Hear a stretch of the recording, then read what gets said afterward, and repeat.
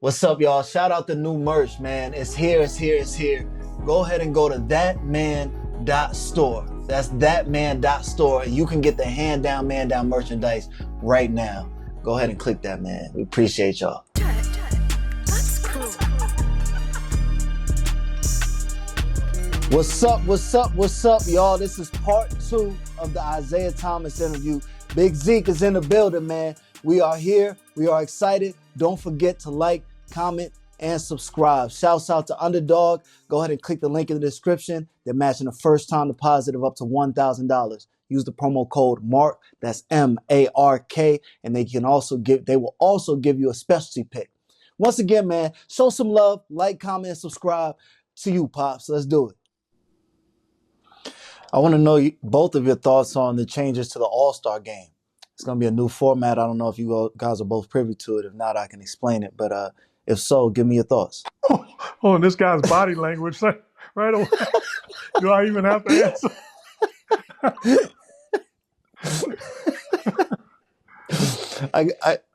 Go ahead.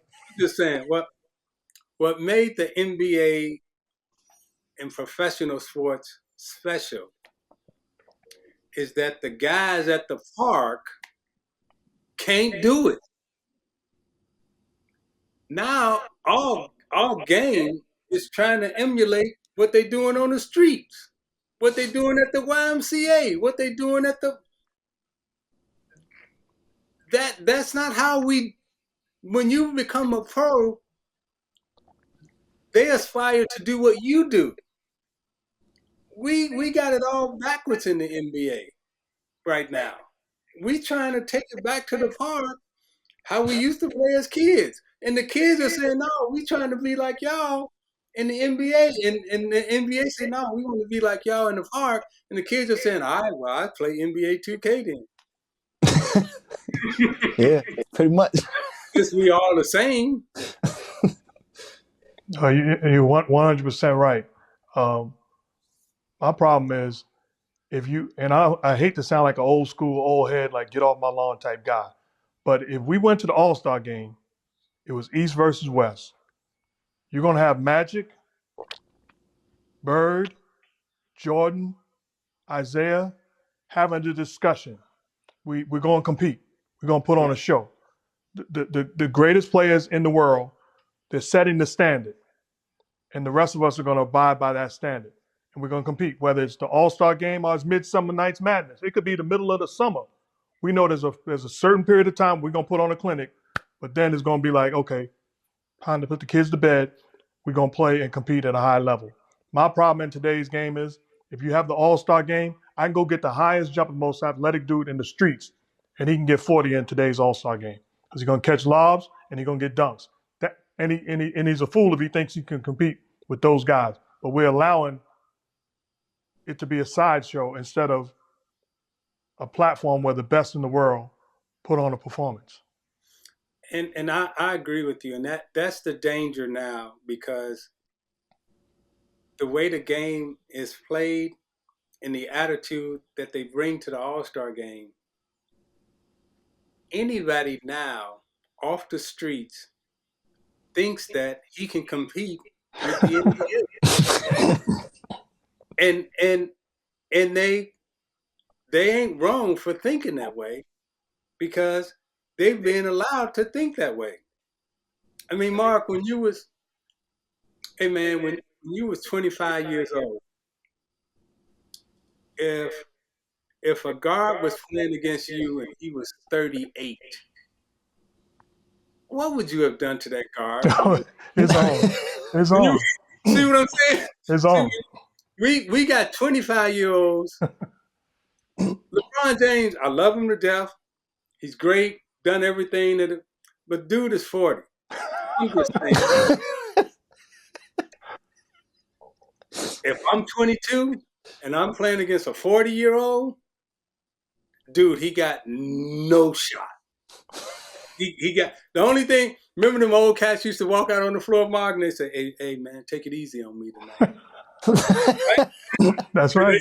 Hey, man, That's take right. it easy on me tonight. Right? We got 40-year-olds who they top 15 in the league. It's crazy. The 40-year-olds we knew just came on the park and like, let me get a shot. They just wanted one shot. They wasn't the best player on the court. They just wanted one shot. And then they went and sat down. Today, they're dominant. Dominant. And what they was, slow down, young fella. Remember that? Remember that? Of course. You don't have to run that fast. You don't have to work that hard. Slow down. No, I miss I'm those going days. real fast. I'm going real hard. And as a matter of fact, check this out, Mark. I'm going to run so fast, and you'll remember this when you got older as a player. The one thing you couldn't do is stop. Remember? You can run fast, but you couldn't really hit the brakes. Brakes were gone. Brakes was gone. You had to make that circle, right? So you can get on back down court. And the young guys, we knew, like, old guys can't run, so I'm going to run fast. If I run fast, I know he can't stop, and he know he can't stop. So what he going to do? He going to slow down, and he going to let me have my way. It's so crazy. I watched an interview just the other day, earlier today. Cameron, who's our guy, we love him. They asked him, what could he average in the league today? He said, today, if I was in my prime, Cameron said he'd average 14 in the league today. Like, what are we doing? Like, that's my guy. But the level of disrespect, like, that's where we're at. But he's not wrong. No, Cam, if I remember correctly, wasn't he all city, all state? Yeah, he was a good player, very good player. Yeah, I mean, he looking at if you can shoot the three and you can make a layup and you can make a free throw, that's what offense is today. You got to be shoot the three, make a layup, maybe make all your free throws. You can miss some. But if you can do those three things, right, you can be in the NBA, because they say you don't need to know how to do the mid-range game. That's just a wasted shot. But then they'll have an argument with you about, well, who's the greatest player ever? Michael Jordan. Who's the greatest player ever? Kobe Bryant. What did they do? They were the greatest mid-range players ever. Right. 80-90% of the time, they caught the ball below the foul line. They were great mid-post, so forth and so on. But now you'll say, well, who's the greatest player? Well, Jordan, he's the greatest player. Well, you mean I can't take mid-range shot like Jordan? I can't take a mid-range shot like Kobe? Kobe is my idol. Everybody's talking about Kobe now. Love him, he's my idol and everything else. I can't post up like Kobe. I can't shoot the mid range like Kobe. I got to go to the 3-point line. That's where we are today. It's sad to me. Let me ask you about your influences on the sideline. What made Chuck Daly so special as a coach and a leader? His longevity with us, but Chuck understood where we were as young men in the NBA. Remember, we was leading the league in scoring for a couple of years under Chuck Daly. We still got the highest scoring game ever played in the NBA. But Chuck was masterful at getting us to transition from an offensive juggernaut to a defensive juggernaut, and blending the best of Philadelphia and Boston to make us who we became. When you look at Mo Cheeks, Andrew Toney, Lionel Hollins, or Clint Richardson, Isiah Thomas, Joe Dumars, Vinnie Johnson, right? When you look at the Boston Celtics in terms of their toughness and them battling back and forth, remember Chuck was an assistant coach with Billy Cunningham in Philadelphia. So bringing all that to Detroit, and then he was a great storyteller too, Mark. Like, as I'm sure you was as a coach, because those hard losses that we had against Boston, Chuck would always tell us a Philadelphia story, how when he was with the Sixers and, the Sixers, had Boston down 3-1 and Boston came back and won, and you just got to keep grinding and it's hurt and everything else. And then the Sixers broke through. Him storytelling us of how it really worked and how the hard losses go and how you learn from those losses. He was a great teacher, masterful. Another question for me, and I don't know your feelings about it. I know you experienced it. But one thing I don't believe in is everybody line up and handshake, whether it's college or basketball or pro basketball at the end of the game. I don't feel like shaking your hand. I love to compete, and I'm not mad at you. But Kobe Bryant, late great Kobe Bryant, and Shaquille O'Neal win the championship, eliminate us, shatter our dreams. I don't want to shake your hand. I want to go back in the locker room and pout, poke my lip out, and pout. I'm upset. Your feelings on the handshake? I know you experienced walking to the back, but I was sitting there like, yeah, that's cool. So up until 1991, when the Detroit Pistons got swept by the Chicago Bulls, nobody expected a handshake.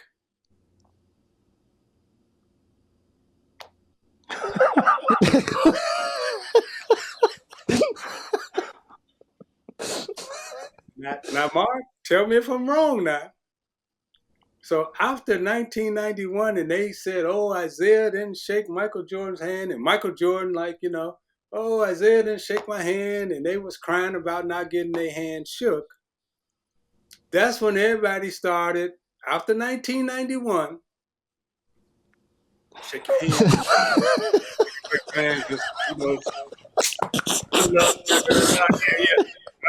Hey, y'all see me now. I'm shaking his hand. That's when the handshake started. Now, I'm going to refresh your memory. When y'all was losing in the playoffs, the winning team or the losing team, after everybody left the floor, they would come into the locker room and shake your hand and say good luck. It wasn't a passing of the torch and everybody watching and all. That was such BS that they laid it. It was just BS. Because here's what I'm asking.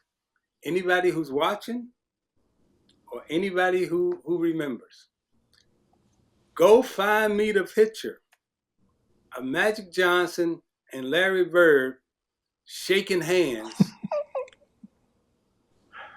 after a loss, after they played each other, right? Y'all go find me that picture of Magic Johnson, Larry Bird shaking each other's hands after one of them has beat the other. That didn't happen until 1991 when the Chicago Bulls, because they cried all the time, when they was like, oh, they didn't shake our hands, so forth and so on. Now, when we beat the Celtics walked off the floor,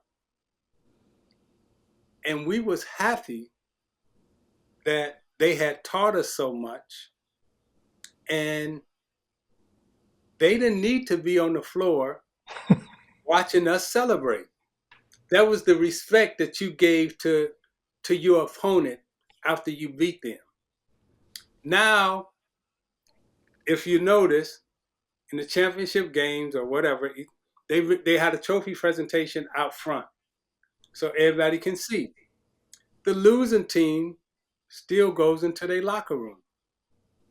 All that used to be done behind closed doors, the shaking hands and all that other stuff.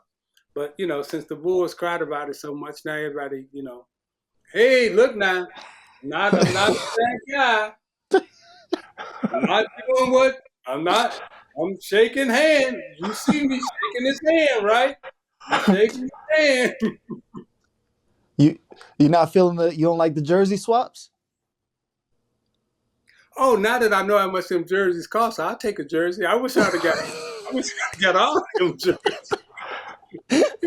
People pay a lot of money for those jerseys. So yeah, I'm down with the jersey swap. I ain't mad at that. Can you imagine if social media existed back then with no handshake? It would have been the trending topic, number one trending topic in the land.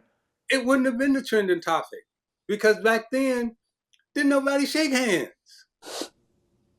In football, basketball, baseball, you lost. When you lost, you left the field. And when you wanted to congratulate another guy, you congratulate. There wasn't no lining up. So you're not with the participation trophy and all that. Man, I played for Coach Knight, okay?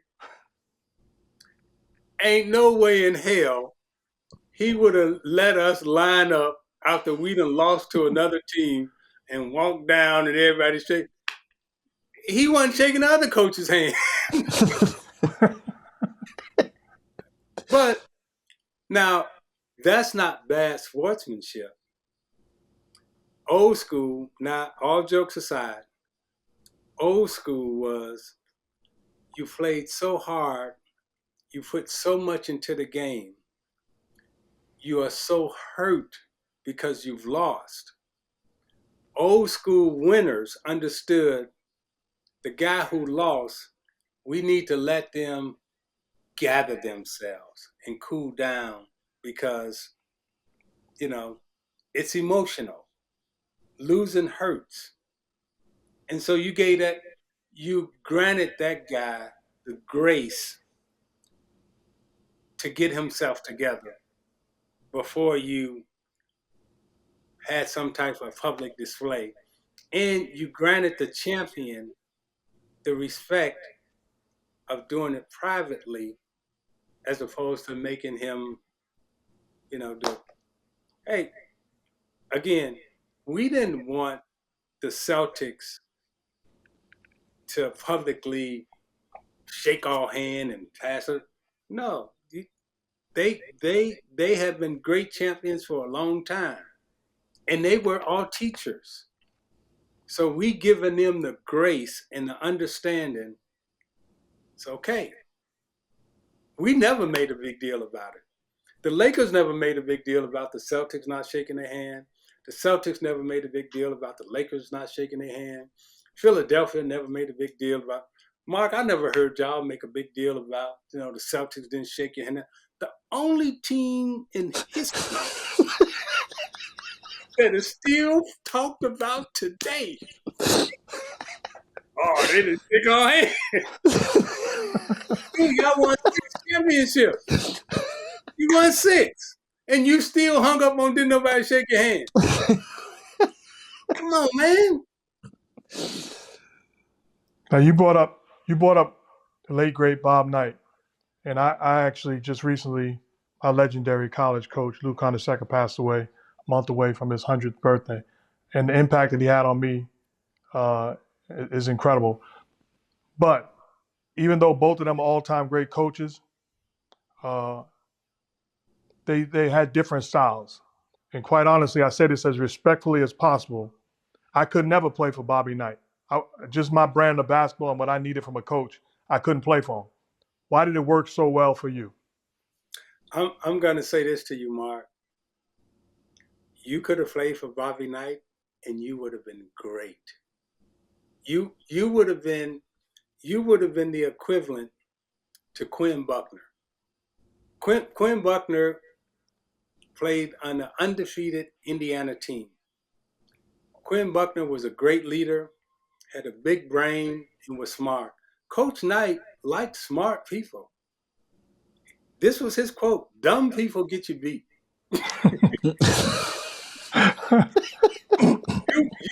You'd have been perfect for him, right?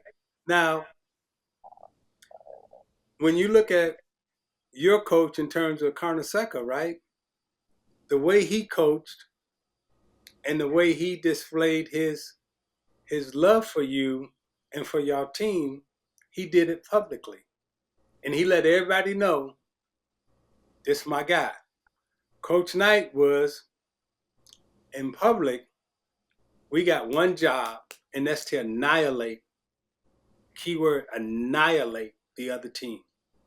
Now, when we get behind closed doors, I'm gonna pat you on the back, tell everybody, tell you and your family you're good. But that's as far as it's gonna go. But you'd have loved Coach Knight. I disagree with you. You would have. Next time you see Quinn Buckner, ask Quinn Buckner would you and he have been the same at Indiana. You would have been Coach Knight's favorite player. Like Quinn Buckner we call Quinn Buckner, that was Coach Knight's son, right? You would have been Coach Knight's son because you were just really smart. You didn't make a lot of mistakes. How did I handle it? This is what Coach Knight said to me the first day I got there. He said, look, I have no rules. You can do whatever you want to do. Just don't make a mistake.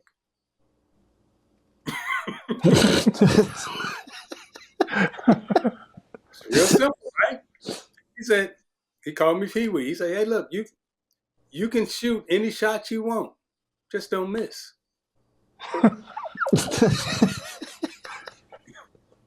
Now, when you miss, there was hell to pay, especially if it was a bad shot.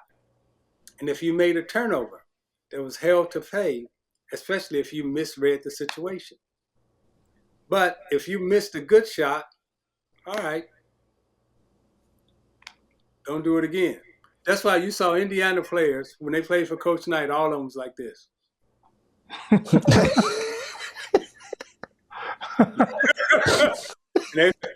Coach Knight got those guys. They pass a lot. He put the fear of God in you. Don't miss. Hey, Coach K, who played for Coach Knight, he tells this story. When Coach Knight was coaching him at Army, he told Coach K, I don't want you to shoot for the whole season. And Coach K from the west side of Chicago also, he's like, you can't be serious. But for the whole season, Coach K wouldn't take a shot because he was afraid to miss. And that's the type of mentality Coach Knight came to the program with. And like I say, Mark, you and Quinn Buckner would be like this. Is it true early on in your career at Indiana, he threw you out of a practice? Man, I got through out a couple of practices. Yeah, he threw me out of practice. And not only that, where he and I butted heads was that he believed in making the defense work, right? So when we got the rebound, I was used to pushing it, getting the layup, now we back on defense. He wanted that defense to work because he believed that his five players were more connected mentally than the opposing team's other five players. So we gonna make you work on defense until one of your players break down mentally, and then we're gonna score. And when that guy breaks down mentally, guess what? He's broken for the whole game. That's what I brought to the Detroit Pistons. That level of concentration. So Coach Knight, where we got into it, I was like, yeah, but, Coach, if we fast breaking, we can break their wheel that way. And he was like, you can't tell me how to coach the team. I'm not trying to tell you how to coach the team. I'm just telling you this work. So I never forget, we went into the tournament and we were playing against Maryland. Maryland had Buck Williams, Albert King, Ernie Graham, and I forget who the other two guards was. If you go back and you look at Indiana 1981 against Maryland, we scored 99 points. I think they had like 54 or something like that. But we ran them out the gym. Every time they missed, it was a layup dunk fest, right? That whole tournament, we went on in 81 up until UConn just broke our record. We were the only team that beat every team by double digits.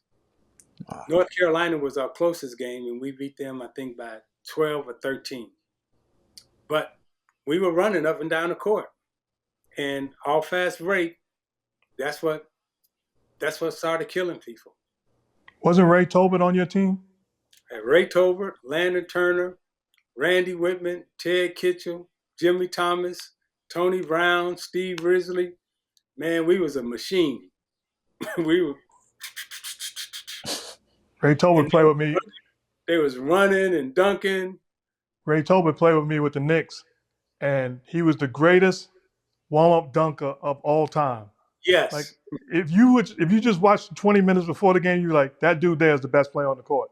He's doing every dunk possible before the game. Yeah. He was unbelievable. Yeah. Great guy too. Yep, great guy. Let me ask you a question. Because you talked about it earlier in this interview how both of our moms up in heaven. You continue to make her proud and the impact. One thing your mom had that my mom didn't have. Your mom has a street named after her in Chicago. Yeah. That's absolutely legend. And my mom was, she had a huge heart. And coming up during those times, like my mom worked with Fred Hampton, the Black Panthers, also with all the street gangs, the Vice Lords, the Black Souls. They were Mama Tom's kids, right? And what she was able to do in the neighborhood, in the community, in terms of showing love, giving love, bringing everybody together, she was a powerful force in the community. And not only did that help us, but it also helped the community come together. And, the murder of Fred Hampton, we just acknowledged it, December 4th, a couple of days ago. And Fred Hampton Jr. did some things in Chicago. And I was talking to his mom, on the phone, and she was just, reminiscing about all those days that my mom was bringing everybody together at St. Philip's and Our Lady of Sorrows and the dance parties and the skating parties that they used to have. So, it was a good time. And, even though my mom has a street named after her, Mark, what your mom was to the NBA and to all of us too, they may not have a street named after her, but her street name and her name is in our heart, man. And I'm sure y'all felt it when she passed away. I'm sure you probably heard stories from guys in the NBA that you didn't even know that your mom had touched and reached out like that. She was a force, man. Yeah, it's unbelievable, the impact. And a guy like former teammate of yours, Rick Mahorn, like my mom be like, Rick called me. I'm like, Rick who? Rick Mahorn. Just calling her, checking on her, just getting the encouraging word. I'm like, how's Rick Mahorn and you connect? Like, where did that come from? But they're mothers to the entire NBA. It's awfully impressive. Yeah. Like one thing about you and your mom, you didn't decide to go to Indiana. No. No. I came up in that age where your mama told you what to do, and all you did was say, "All right." So how kids put on their hat and say, "Hey, I've decided that I'm going to Georgetown or I'm going to St. John's," right? My mom had the press conference. I'm sitting right next to her. She said, "My son has made his decision. He's going to play for Indiana University and he's going to play for Bob Knight." And this was me.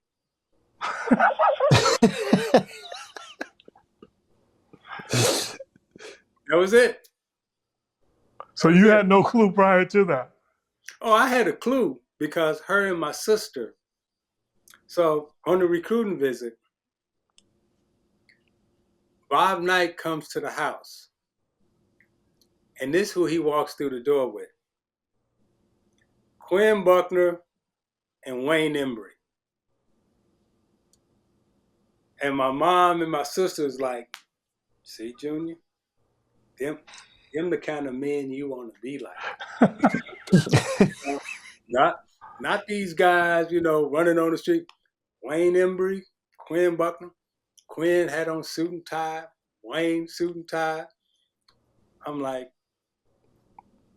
I'm sit there and listen, but that's who Coach Knight walked through the door with. So that set the stage, and my mom and my sister were more like, hey, we got bigger plans for you than just being a basketball player.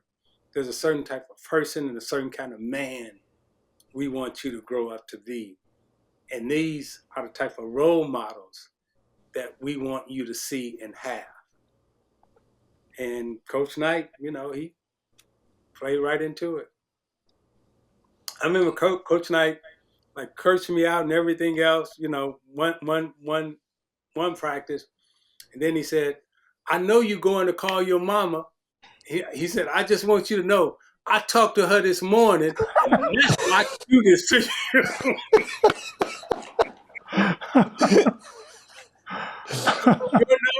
I called home, and my mama said, she answered the phone. She said, Junior. I said, Mom. She said, baby, don't call me no more. That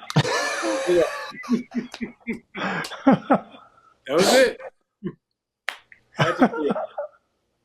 You can't make that up. And like I said, I know people watching, so and I've gotten a lot of love from people who say, well, Isaiah's sick, he got what he's going through, and I haven't really told anybody, right? So I got Bell's palsy, and again, that's why you see me like this. So I ain't, I appreciate the prayers and the love, but that's what's happening with my mouth right now. So I just want everybody to know that who's gonna be watching your show. You look good to us. You look great to us. Yeah. But Let me ask you a couple more questions. We appreciate your time. I know you well versed on all sports. But what do you think of the impact and the job that Coach Deion Sanders is doing in Colorado? Unbelievable. Like when you say coach, right? The great coaches, we call them coach. So-so coaches, I won't say so-so, but, you may call them by their first name. But Coach Sanders, right? He's earned the level and respect of being called coach. Now, why is he called coach? Because he's a value-based coach. And what that means is he's growing men. He's growing men. Those men are, not only are they playing football, but they are standing up like, you can trust me as a man. I am respectable. I am responsible, and life outside of the field is what he's given them. Life on the field, he's taken care of too. But life outside of the field has earned him the respect of being called coach. Talent-wise, dude, he took his son and he took Travis Hunter. Both of them, they could have shared the Heisman Trophy. But I remember when they was at Jackson State, HBCU, they was like, they all right, but they ain't playing against competition. And I remember Shadour's first game, he came out and threw for 300 yards, right? And they asked him after the game, how did you do this? And he said, well, the competition here, it's just as the same as the competition that was over there. So they have been well taught, they well schooled. Whenever they get the mic, dude, they ain't making no mistakes on the mic. They saying all the right stuff. I mean, you're talking about a coaching job. And the coolest thing that I've seen that Deion Sanders has did, he grabbed Miss Peggy, right? And he said, you've been coming to all the games. I'm going to let you come in and feel the locker room. He got Miss Peggy in the locker room with the players, and that woman is having the time of her life. And then he said, Miss Peggy, I'm going to bring you to the bowl game. I ain't going to give you no first class ticket. You flying private on a private plane. Come on, man. That's how you treat the fans. That's how you treat your people. You know what I mean? He just got it down, man. And we all loved them from day one. So when they talk about some of the greatest athletes ever, my opinion, the two greatest athletes I've ever seen, Bo Jackson and Deion Sanders. Deion Sanders, I don't even think this has been record has been broken today. He scored a touchdown in a football game and then went to the World Series and scored in the World Series. Who does that? Bo Jackson betting what? Bo Jackson was what, betting 303, and then when it ain't been no athletes like Deion and Bo Jackson. That's right. I've seen. How about Miss Peggy? She said, "Give me my theme music." Yes, come on, baby. Miss Peggy is having the time of her life, man. Hey, Yes, yeah. That to me, that's the greatest thing that Deion Sanders has done out there in Colorado. Yeah, the team is great and everything else, but what he's done for Miss Peggy right now. Think about her last 3-4 years of life. How he's changed and impacted her life. It's on another level. Mark, we know Miss Peggy. How crazy is that? That's awesome. Yeah. That's awesome. Last thing for me, who goes to the NBA Finals and who wins it all? I got the Phoenix Suns and the New York Knicks in the NBA Finals. And I think it's a luck of the draw to end. I think it comes down to, who's healthy and who's lucky. But I think those two teams, if they are healthy, they got good coaching, they got good talent, they got good stuff around them and good stuff in them. I think those two teams, Phoenix and New York, I got those two teams in the finals. Covering the game for so long for me, and I know you have ties to Phoenix, but I got so much respect and admiration for Devin Booker and Kevin Durant. Their competitive spirit, their competitive nature, they love to work, they love to put the time in, and they're nasty behind the scenes as far as they want to win. Talk to me about what makes them so special. Well, that's why I picked them, because I've got a chance to see them behind the scenes. Their work ethic, keyword, their work ethic is off the charts. I mean, they work. If you could work 24/7, 365, they do it. They sleep, eat, think, talk basketball. Kevin Durant don't want to talk about nothing else. All he wants to do is go to the gym and shoot. You have to tell him not to go to the gym. His daily routine: wake up, eat, go to the gym, just like it was when we was kids. Devin Booker, right? Him and his father, they work, man. I made the mistake of asking his father. I said, who's Devin trainer? Who he work out with? Mel said, me. I'm the trainer. I'm the one who, and them two guys, right? They play and they work. And the greatest thing, and I think Coach Bud is seeing now, they are coachable. You tell them what to do, and all they do is say, okay. And they try to go out and execute it and do it. When I look at Tibbs and I look at the Knicks, right? They team the same way, right? What, Coach, what you want me to do? Okay. Ain't no pushback, ain't no nothing, just okay. They try to get it done. So being around those two guys and watching them work gives me confidence and faith that when it's all said and done, they have the spirit and the intestinal fortitude to get to the NBA Finals. And I do think that about the Knicks also. You heard it here from the legend himself. The Knicks and the Suns in the NBA Finals. Man, I can't thank you enough. I got so much love and appreciation for you, for all you've done and continue to do. Continue to lift you up and pray for you and yours. Thank you for your impact. I salute you as a man, as a basketball player, but more importantly, as a legend that showed me how to get it done. Love you, man, and appreciate you. Love you too, and sending it, giving you a really big hug, brother. I hope you Yes, feel sir. it. Appreciate you, legend. All right. Real quick, y'all, shouts out to Underdog. Click the link in the description and imagine the first time deposit of up to $1,000. You can also get a specialty pick when you use the promo code MARK. That's MARK. Once again, shouts out to Underdog. That's to you, Pops. Remember, years ago, legendary superstar singer Roberta Flack was about to sing a duet with the great Peabo Bryson. It was about to bring the house down. When she looked over, Peabo was nowhere to be found. She looked at a young background singer and asked, can he fill in? He said, sure. He tore the house down along with Roberta Flack. That guy, none other than the great Luther Vandross, a guy in the discussion for one of the greatest singers in history. He was ready, and he's a household name. Made history because he was ready for his moment. Now your turn.